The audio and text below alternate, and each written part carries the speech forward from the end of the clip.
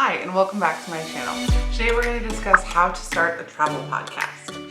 If we're meeting for the first time, my name is Stephanie Craig. I'm a full-time travel blogger. I also have one current travel podcast and one on hiatus, hopefully hiatus, travel podcast. And both times I've had so much fun starting them. I love being a podcaster. It's not a lucrative part of my business, so we'll get into that. But it is something that I absolutely love. I think as far as being a travel blogger, having a podcast is one of the best ways to build community. And so today we're going to discuss how to start a travel podcast. There are 10 things you need to think about. So this video might run a little bit longer than my normal videos. We'll see, because I really want to give you, a full overview step by step of what you need to do if you're thinking about starting. Number one, you need to decide on your topic. Now you might think, well, my topic is travel, but just like you need to find your blog's niche, and the niche or niche isn't travel. The niche could be, travel in Southeast Asia, or travel for single dads, or travel for, solo female travel. Like, that is the niche. And even within those, there's more. You can get deeper. For a travel podcast, just generic travel doesn't usually work. Now, there are some really great ones that cover destinations really in depth and cover all places all over the planet. But those tend to still have some specific things that carry them through in each episode. So every episode's the same. They just cover different topics. Now, if you are, if you want to cover every place on the globe, that's ambitious. I hope your podcast is going to go for 10 or 20 years so you can do that. But for most people, it's easier to kind of settle on a topic that's a little bit smaller than that, because that's so broad. But, it's up to you. So for my two podcasts, I have one, the History Fangirl podcast, which unfortunately has been on hiatus for a while, just because I haven't had time to work on it. But for 2 years it ran pretty steadily, and it still gets 2,000 downloads a month. So I definitely want to bring it back. But that podcast is about the history of places and travel tips on visiting those places. So, for example, I have an episode on Windsor where I interviewed the author of a book that came out about the history of Windsor Castle. And then we talked about the history of Windsor Castle, and then we gave travel tips for what to do when you're there. My other podcast, Rick Steves Over Brunch, we review episodes of the Rick Steves Europe travel show. So that's more of an armchair travel. And when you're thinking about, narrowing your topic down, it's not necessarily that you can't cover places all over the world. It's that, you wouldn't want to have like one episode be how to travel solo in India, and the next episode be the history of this place in South America, and the next episode be what it's like to travel by yourself in Pakistan as a woman. Like, that's too many things. Not very many people are going to want to listen to all of those episodes. Just try to narrow it down a little bit so that there's like a coherent thing. You should be able to explain, what your podcast is in 1 or 2 sentences. And if your podcast is traveling everywhere, that's going to be a lot to take in. Now, the next thing you want to think about, which can help you if you're having a hard time figuring out exactly what your topic or your niche within the travel podcasting space is going to be, this next one can help you narrow it down a little bit, because you need to decide on your format. So if your format is going to be you and your spouse or partner just covering places that you guys go with travel tips and your own experiences, which there are some really good podcasts and that are very successful that do that now, then that helps you, because it's like, okay, well, it's going to be just focused on literally where we go and our experiences, and I'm going to share them. Now, keep in mind, if something happens in your life where you're not able to travel for a while, that might be a difficult podcast to continue with. But if your format is just going to be you giving advice, then your niche needs to be something that you can give advice on episode after episode after episode. If your format's going to be you and a co-host discuss things, then you guys need to have enough overlap for your topic that you can cover a lot. So the nice thing about the Rick Steves Over Brunch podcast is we watch the episodes and then we talk about them, and we watch episodes about places that we've been. So we're giving our own perspective on the travel advice in the episode. And my co-host and I have been to enough places that are the same, that we overlap enough that we have a lot of material to do. If I was doing that show with someone who had never been anywhere, or if I hadn't been anywhere, we couldn't give the travel side of it as much. So you want to decide, like, okay, if you're going to do it by yourself, it's got to be a topic that you know well enough, or you're dedicating yourself enough to learning that you can do it week after week. If you're going to have a co-host, you need to have enough overlap.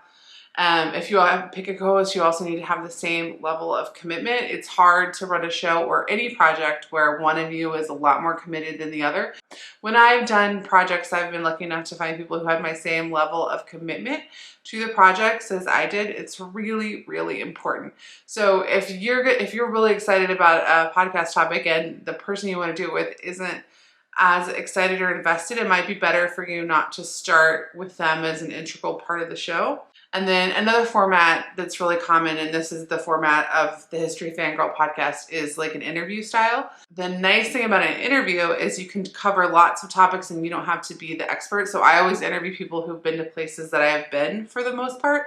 So I can give my like travel advice, but I'm not the historian in those. It's just like I like to travel to places that are historic. But the thing about that, and the reason I ended up having to put that show on hiatus for a little while, I say it's been on hiatus for 2 years, but it's the name of my website. It's all my, this website's still going. I'm going to bring it back. But anyway, the thing that's hard about that is that coordinating interviews and getting guests takes time. As much as I love the interview format, it's more time consuming to do that because I have to research the topic and be prepared to interview them and then do the interview, as opposed to the show that Chris and I run where I watch the 30-minute episode and then we talk for an hour. So it's an hour and a half of work. And so you just want to be mindful of like how much, and also when I ran that show, I was doing it as a weekly show, which when I bring it back, it's not going to be weekly. So I was spending like 5 hours a week on that. And as much as I love it, I just didn't have time. I don't have time to do that anymore. Whereas the Rick Steves podcast, I'm spending about 2 hours a week on it right now because we're doing lots of little mini-sodes and stuff. But 2 hours versus 5 hours is a big difference. And part of why I can do less work on it, I have a co-host who shares some of the responsibility. Once you decide what your niche is going to be and what your format is going to be, you want to hammer out an episode outline so that your shows don't always have to be the exact same from week to week, or month to month, but it is easier. So I always ask, we always talk about the same topics in the same order every week. People who listen to the show know then that that's coming. When we do anything that's different, we call it a mini-sode. Even within the mini-sodes still have the same general outline as each other. So you want to take some of the decision-making processes out of every episode by hammering out, okay, exactly what your outline of every episode is going to be. And then it's like, okay, well, maybe we're talking about Venice this week. So we're going to talk about these same things, but about Venice. And next week we're going to talk about the Netherlands, but it's these same things, as opposed to having every week to start from scratch. It also helps you just to know like what you're going to be doing. So when you're doing your research, whether it's taking the trip or looking back through your travel photos and memories, or researching history, it's nice to know this is going to definitely come up in the podcast versus I never talk about this. The next thing is you want to figure out what are you going to record your podcast on and with. So the idea of coming up with a show topic and an outline probably doesn't scare you, but actually how to convert those ideas into a listenable format might. It's really not that hard, but it does take a few things. So the first thing you're going to need to decide is how you're going to actually physically record the show. Now, I should have got that earlier. All right. So I don't have a ton of podcasting equipment, but I do have a few pieces. So this is the Yeti, the Blue Yeti that came out in 2017. I don't think they look exactly like this anymore. This was my first podcasting mic. I don't actually love it. As a travel podcaster, right now, obviously, I'm not going place to place, but lugging this thing around Europe, Asia, Africa, North America was not fun. It's very heavy. came with some really great reviews, but I think actually for what I need, it's too sensitive. I just really ended up not liking it. So this was my first podcasting mic. I used it for probably a year, and then I switched to, and the reason I'm telling you guys this is that the Blue Yeti is really highly recommended by a lot of people, and I get that it's probably a very good microphone for most situations, but as a traveler who is going from place to place and needs to be able to record things in hotels across the world, it wasn't good. So I actually switched to the Shure MV5, and I don't think they look exactly like this anymore. I think they're still this roughly this size, but I think they have like a more cute vintagey look. But I'll link to both in the description. You know, a lot of people swear by the Blue Yeti, so if you go with that, I'm not saying you shouldn't. I'm just saying as a travel podcaster, if you think that you're going to need your microphone in a suitcase, in a carry-on suitcase potentially, lugged from continent to continent, this was a lot easier than this. You know, like, so, and the reason I ended up getting this one is I went to a podcasting convention in Philadelphia in the summer of 2018, and I went and talked to the different booths, and I told them my specific problems, and I was like, you know, I'm not in control of what my recording equipment is. So like normally people will say, or I'm not in control of what my recording setup is. So normally people will say like, make sure to record it in a soft room, make sure to, you know, try to soundproof your room as much as possible. And that's great. And I do some things in this apartment that really do help with the sound that I can't do in my office, which if you saw my office tour video, I mentioned that I had thought I was going to record my podcast there this year, but I ended up not being able to because it's so echoey and there's really nothing I can do about how echoey that is. Whereas here, like, here, I'll just show you. You know, it's got a carpet. We have very soft furniture that catches a lot of the sound. And then I also, which I'll talk about this more later, I also use this softbox. I don't think it's actually called a softbox, but I made it like a few years ago, and I put my microphone, so when I'm recording, I actually put my microphone in here, and then that helps take away some of the echo too.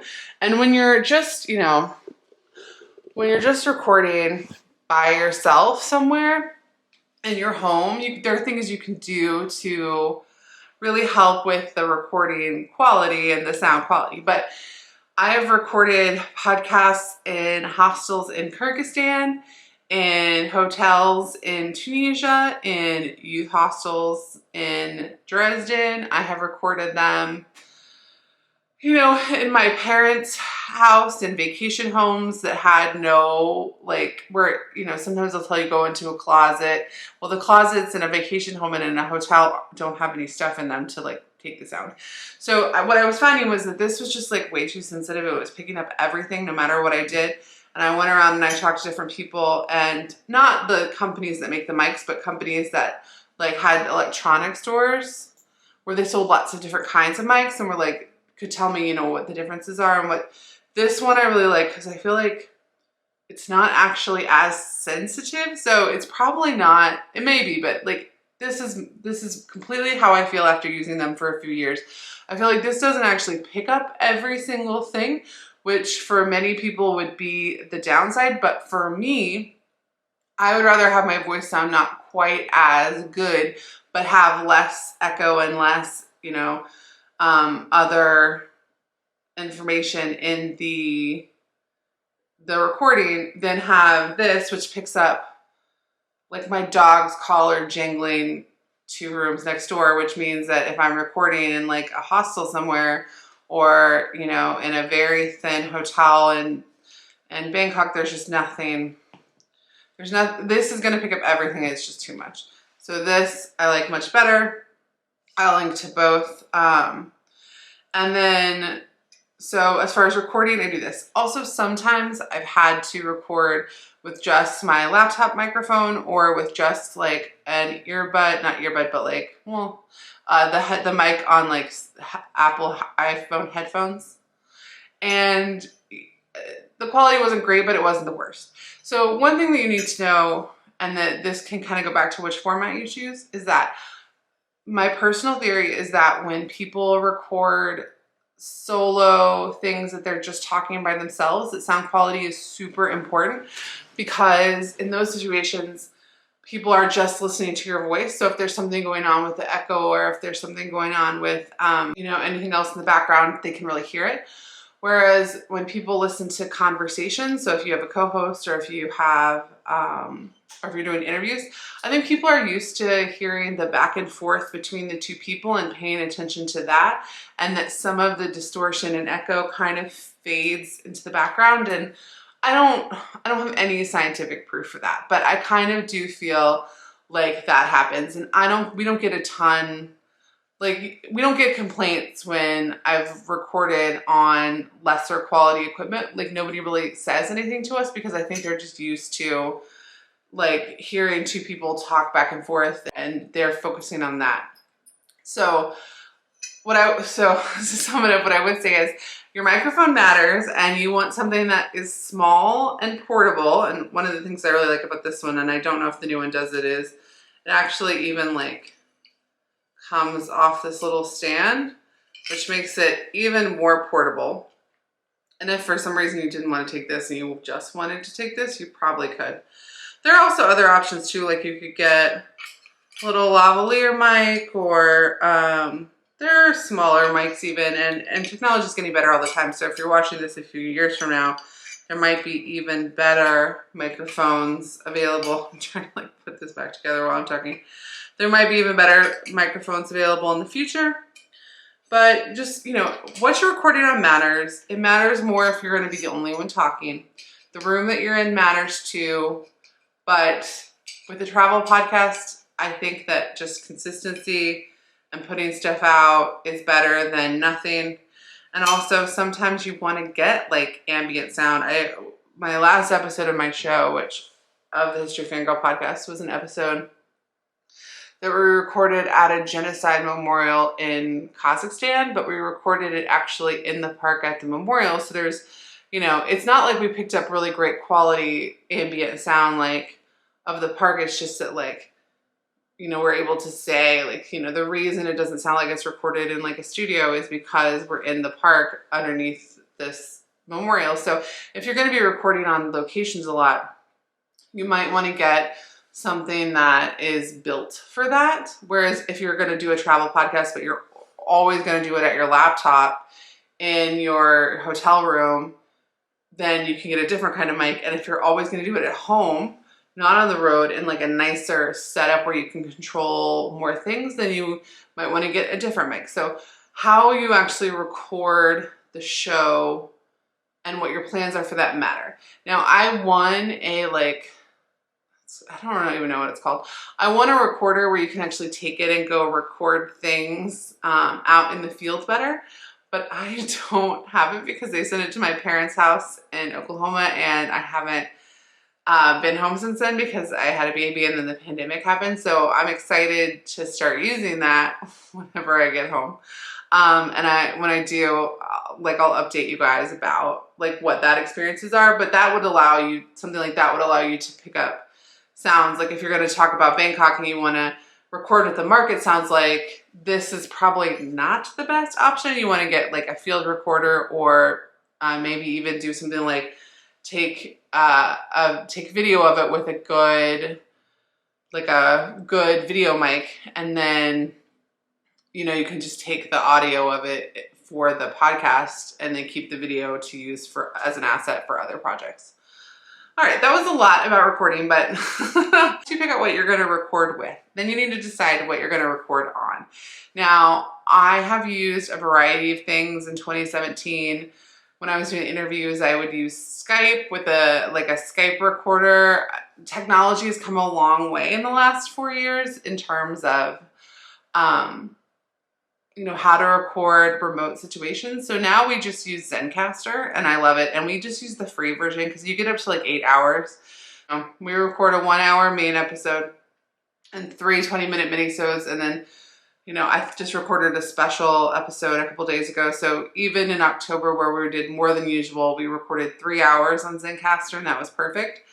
And I think the free account comes up to 8 hours. So even if you're doing an hour-long weekly show, you would still be covered. And if you have a co-host, you could each have your own account and get 16 free hours. So you definitely wouldn't need to pay. There are, other technologies that do remote recording, but I found Zencastr is just super easy and free. So I haven't needed to find another solution. If you're just recording by yourself, like if you're just going to be talking by yourself, you could record into like GarageBand. I think Audacity allows you to record into, and I'm not 100% on that. But there's lots of programs that are free or come with your computer software that allow you just to record voice recordings. The main thing is just make sure when you are learning that program that the microphone that you have is the actual input selected. Sometimes I'll plug it in and it won't pick it up that this is what I want to record on, and it still records on the computer mic. So just always check to make sure that your external mic is the one that's being picked up. Now, one thing I didn't mention actually is that you don't need headphones that look like this, but you do need headphones. So I picked these out when I didn't quite understand what headphones I needed. Any headphones will work, but mine these scare my 9-month-old when I wear them. But if you're recording with a co-host or if you're doing an interview, you want to make sure you have headphones, because when you are doing your actual recording, whether it's over Zencastr or Skype or whatever, you want to make sure that when they're talking out, it doesn't get recorded onto your track, because Zencastr will record a track on your computer and a track of what their sound is, and most good things will do that. You don't want to have a situation where the sound from the other person's track is bleeding into your recording. So you want to make sure you're wearing headphones while you record, so that any sound that you need to be able to hear the conversation, it needs to be coming in here and not being picked up by your microphone. But you can use any headphones. You do not need, I thought I needed something really serious like this. I didn't realize this is more, even now I think it's more for sound mixing, which I don't do. But yeah, you need some headphones. You just don't need crazy headphones. Having a mic, having some headphones, having something to record on, like a program or a website to record with, that's really all I use for my podcast, and up into the through the recording stage. Now, once it's time to edit it, you need to decide, are you going to edit it yourself? Are you and your co-host going to take turns editing it? Or are you going to outsource the editing? I've done both. I hate editing my podcast. I don't mind editing video. I kind of like it. I would like to get to the point where this channel makes enough money where I can outsource the editing, but I find editing video kind of nice. I hate editing and podcasting. I hate it. I hate it. I hate it. I hate it. I hate it. I hate it. So for a while, we started the show out getting the editing outsourced. And then when the pandemic hit, we started editing ourselves, because the pandemic hit the travel industry so hard, our income got smashed. And so we were just can we really justify paying for editing? Because we weren't really monetizing the podcast. It was more of a nice hobby and a way to keep the fun light side of travel, but it wasn't something that we really focused on making money from. And then we started editing the podcast ourselves, and we changed our mind real quick, and we're like, oh wait, this needs to make enough money to at least cover the editing. So right now I pay an editor, and what we do is we download the tracks from Zencastr, we upload them to Dropbox, and then I send the editor the link for the thing, and he takes them and he sends them back to me all nice and beautiful. Now, the first time you work with an editor or the first time you edit your podcast, you'll need to decide if you're going to have an intro song, you'll need to go either buy a royalty-free song that you can use, or you'll need to get a subscription to some place like Epidemic Sound. We bought a track. I think we bought a track. And we've just used the same one. We don't have sound effects or anything, but any of that kind of stuff you use, you need to make sure that you're getting stuff that you have the rights to. So your editor needs access to that. Your editor is not going to pick a song for you. You need to pick the song for your editor. But they probably have a better idea of how to engineer that intro and outro with the song than you will. when we edited it ourselves and we were just trying to copy what our editor had, like, style had done. It wasn't super hard to do, but I never feel like we really nailed it.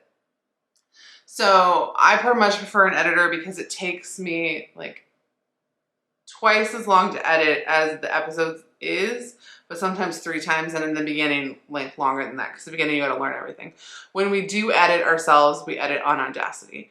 Now, I still do edit stuff occasionally because, like, I recorded a special 30-minute interview this week that's going to go out on the podcast in a few days, and that's not in our budget for editing because it's just like something like a random cool opportunity came up for an episode that I know that our audience will really love, and so I was just like, yeah, let's do it. But I knew that means I'm going to be editing it myself, and when I do it, I edit in Audacity. The nice thing about having an editor is that not only do I not have to put the time in, but I really feel like he just does a better job at, like, getting our voices to sound good and cutting out the stuff that we don't want. Whereas I really try very hard, but I still feel like it's never quite right. Now, maybe it's a little bit like eating in a restaurant versus eating at home, where if somebody else makes it, it just seems nicer, but I don't think so. I do think that, like, he is just truly better with sound engineering, and it's worth the not having to do it. And but editing can get a little bit pricey, and depending on where you find your editor and what deal you negotiate, you know, budgeting for budgets. I've paid all kinds of different budgets for editors, and now I have one that I really am happy with and a price that I'm happy with, but it's not, you know, it might not be in everybody's budget to have an editor. If you do it yourself and you do it through Audacity, it's not the end of the world. Like, even me, someone who does, I don't even understand why, like, really why I don't like this microphone. Like, I don't understand what about this microphone I don't like. But I can still edit a podcast. So I can still get it to the point where it's fine. It's just, I like having the editor better. I think he just does such a better job than us. And even when, like, my co-host does it, I still like what our editor does better. So I don't think it's just that I doubt myself. But when I do have to do it myself, it's not the end of the world. And I will still occasionally do it. And then I use Audacity to do it. And Audacity is free. So that's nice. So, you know, whether you use an editor or you start with Audacity, it's not the end of the world. What I would just say is, if you're going to start with Audacity yourself, like, try to do it a lot in the beginning and learn it so that it gets quick. Because now it's like, okay, a 20-minute mini-sode I can edit in an hour, not the end of the world. You've recorded your first episode and you've edited it and you want to publish it. Like, how do you publish a podcast? So what you need to do is figure out who your host is going to be. Now, I use Libsyn because Libsyn was, like, the best podcast host in 2017 when I first got started. And I haven't really investigated too much the idea of switching off of them. And I pay for the show, for the Rick Steves Over Bunch, I pay $15 a month for hosting because I want access to the stats. And for History Fangirl, like, I still pay $5 a month to leave up the old episodes because I know I'm going to do something with them at some point. I have heard good things about Anchor, and I've seen some podcasts I really like switch over. I don't know if they got sponsorships to switch over or if they just switched over on their own, but I am interested in switching over because of some stuff we'll talk about later.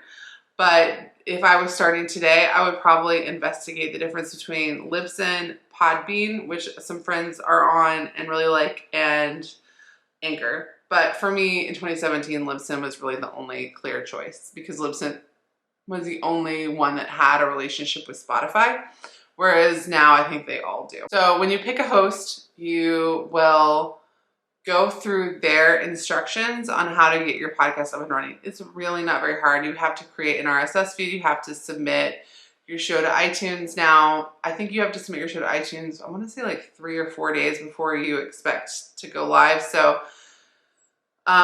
don't do all of this and then, like, tell people the show's live in iTunes because it's going to take a few days. But it's just really not that difficult. And now when I go in, I just upload the file, put my show notes in, and hit publish, and the episode will be out within like 5 minutes. So there are some things that you need to do when you get your host set up. And if I do end up switching, I'll probably make a video on setting that host up. But there's some things you need to do, like make sure it's being published to every place that you want it published to. But for the most part, it's really simple. And your host will have very clear instructions on how to go from signing up for hosting to a full-blown, like, published podcast. So don't fear that step. Just pick the host you like that makes sense for you based on your money and situation and what you need in the host, and go from there. One thing I would say is I would not host on SoundCloud. I would publish to SoundCloud, but I would not use SoundCloud as your main host. What you want is a traditional podcast host that will allow you to push that RSS feed out to all the podcatchers. And a podcatcher is something like iTunes or Podcast Addict, something that plays podcasts. After you pick your host and you upload your file, something you really want to pay attention to is what your show notes are going to be. Now, we have talked on this channel before about search engine optimization and how important that is for your website. It's also important for your show notes, and not something I've ever fully gone back and fixed on my old episodes, but you want to make sure that your description somewhere, if your episode is about traveling to Amsterdam, you want to make sure that you have things like, planning a trip to Amsterdam, like things that are that people might be searching for in their podcast that will then come up. Now, it's a little bit easier because there's not as much competition. So if you put in Amsterdam travel, probably within the top 100 results, every travel podcast Amsterdam episode will come up. But you just want to think about, like, what are people searching for, and use your search engine optimization skills that you have from your blog, if you're a blogger, on your podcast. If you're not a travel blogger, you don't know what search engine optimization is, I wouldn't worry about learning it just to put a podcast together. But if you do want to run a website, you really need to know what it is. And I used Make Traffic Happen to learn SEO a few years ago, and I'll link to that in the description as well. All right, so once you hit publish in your first episode and you want to publicize it, you can go to your current community to tell people about the show, which you should. There's lots of articles on the internet about, like, how to get your first 100 downloads on your podcast, things like that. I don't think that stuff is quite as important. I think the truth is none of your friends want to listen to your podcast, right? So putting it on your homepage, people will go and review it and they'll download it initially, and that can maybe help push you into, like, the iTunes, top charts or whatever. But mostly you're going to find an organic audience online of people that find your podcast and end up loving it. So what you really want, the most important thing is for you to have a community for them to go to. So if you listen to our oldest episodes, we don't have any place for them to go. We say, like, where they can find us, but we don't have, like, a community. I would start a Facebook group early. I wish we'd started one earlier. And so think about this. In our podcast right now, in the first 30 days after an episode comes out, we'll get like 800 to 1,000 downloads. So we have about 800 to 1,000 subscribers. Now, long term, they'll get more than that because people will find it over time. But within the first 30 days, that's how many people are downloading it. So that's how many people listen to us regularly. We have 600 people in our Facebook group. So we have a really high, like, percentage of people coming to our Facebook group who listen to our podcast. I wish we'd started that earlier. Yes, it would have been smaller, and maybe having a group with like 20 people in it at first would have felt smaller, but I think it's better to have a place for people to go. So, read all the articles about how to launch a podcast and get, like, subscribers and stuff, and do whatever you want for that. But I would say the most important thing for me personally is to have a place for them to go when they decide they really like you. And if you start a Facebook group early, or you could do like a subreddit or something, I don't know. But if you start a Facebook group early, then that gives people a place to go. And then also, if they find your older episodes, they don't find your newer episodes later down the road. Like, one of our most listened to episodes is like our 3rd episode. Then they still know where to come. That kind of community is really important because most people's travel blogs don't have great communities because they're really, like, focused on you. But a podcast that's focused on, like, helping other people can be really a great way to build a community. Now, the last thing I want to talk about is probably the most exciting for most people, and that's monetization. Now, if you're paying attention so far, you know, like I really had thought of this podcast as more of a hobby on this. So I'm a travel writer and blogger, and I make money, and that's my living, it's my job, it's my business. But the podcast, it's very hard to monetize a podcast compared to how hard, like, I just find it much easier to monetize a website than a podcast. And so the hours that I would need to do to put in to get comparable income out of the podcast versus my website, I just found it like kind of better to let the podcast be a hobby. But when we did decide we needed to have it at least pay for itself, we had a Patreon, but we never really pushed it. But then we started pushing it really hard. So our Patreon is a website that allows people to create membership-based content behind a paywall. So we have every month, our podcast listeners get a big episode and they also get one mini-sode. But our patrons get 2 additional mini-sodes that are hosted on Patreon. And they also get to vote on all the topics. So they get exclusive content. And right now, the podcast is only making $139 a month. So it's paying for the hosting and it's paying for the editing, but we're not profiting off of it or getting paid back for what we put into it. I think in the future that will grow. So like as we keep putting out episodes and we keep telling people that our Patreon is really important to us, and also that that's where that it supports the show, I think it will eventually grow, but I don't think it'll ever be as easy as a moneymaker as I think like website content is, or affiliate marketing on websites are. So if you're starting a podcast and your biggest thing is to make money, I do think that like it's easier to make money on YouTube than podcasts, but I think some YouTubers don't agree. But like, for example, if the podcast was able to monetize the way that YouTube is, it would be making money off of ads, and it's hard to make money on ads. So I recently emailed my host and was like, hey, you know, we have a very loyal niche audience of people who spend a lot of money traveling. There have to be somebody we could work with. And they're like, your show's just not big enough. Like, contact us when your show is getting 5,000 downloads an episode. Well, because our show is such a niche topic, it's people who like Rick Steves' show, like his show, enough to want to like watch a fan show or listen to a fan show of it. So like, we just don't have it. You know, our plan is not to grow the podcast to be huge. Like, so I do think there's monetization opportunities that we're not getting, but I don't know if it's the time that we would invest in them would be worth it compared to just investing in the rest of my business and keeping this as more of a fun thing. However, I do think the Patreon will grow. We are going to pitch some tourism boards to sponsor us because there are some tourism boards where I think it would be a really good fit. And what we just don't want is to be spending a lot of time pitching, because like 1 hour pitching, I could go write a blog post that would make me money every month instead. So it's just like, you know, there's balance. Now, when I talked about Anchor earlier as a host, Anchor is getting a reputation of being a place that is easier for smaller podcasts to monetize faster. And so I'm intrigued by that, because even if we could get like $100 in ads a month, that would be great. Like, you know, because right now what we would like is to take the work that we're already doing, that we already love, and just make more money from that same amount of work. We're not looking to add, you know, hours of pitching or hours of anything, or trying to find new, like, partnerships and stuff. Like, that's not helpful. But if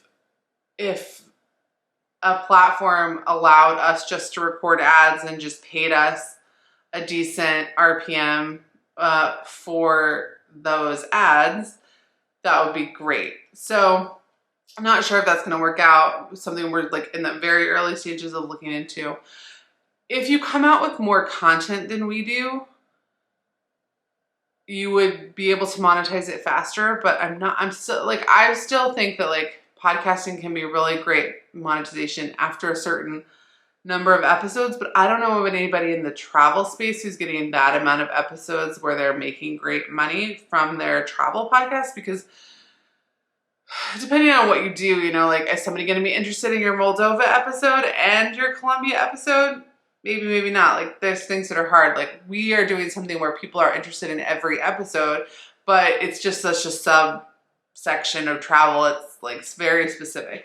So I don't think there's like, I do think monetization is possible, and I'm very happy that it's paying for itself. If we could get it a few more $100 a month, I'd be happy. Do I think it could ever make $1,000 or $2,000 a month? Possibly. You know, like, possibly if we got the right balance of sponsors, and maybe we're more aggressive with sponsorships that we get in the rest of our life, pushing the podcast as an option. But I also kind of don't want to stress about it. I like that it's where I can put kind of some of my travel passion, because when you do a lot of travel writing, some of it can just be like very rote and very like necessary work, but not super fulfilling. Whereas the podcast is a really fun community. So like, I love my travel podcast. I wouldn't give it up for the world. I'm very excited to bring my other one back at some point, hopefully soon. But I would not, you know, if you're looking to make money as a travel professional, I think the easiest thing to do is to monetize website content, then YouTube, then podcasts are down here. But I know some people have had totally different experiences. So if you've had different experiences and you want to share your tips for monetizing a podcast, if you actually have, and not just like ideas, but like if you have had success monetizing a podcast in specific ways, you know, put it in the comments and help each other out. All right, this video has been longer than my typical videos, but I think that's because covering the entire process of how to start a podcast and how to start a travel podcast, especially in 2021 and going forward, there's a lot to cover. But thank you so much for watching. If you liked this and want more information about travel blogging or travel podcasting, like the video and please subscribe and hit the notification bell so you are aware of when new episodes come out. I will be talking about travel podcasting as part of this channel because I love it and because there's more to talk about. Guys, thank you so much for watching.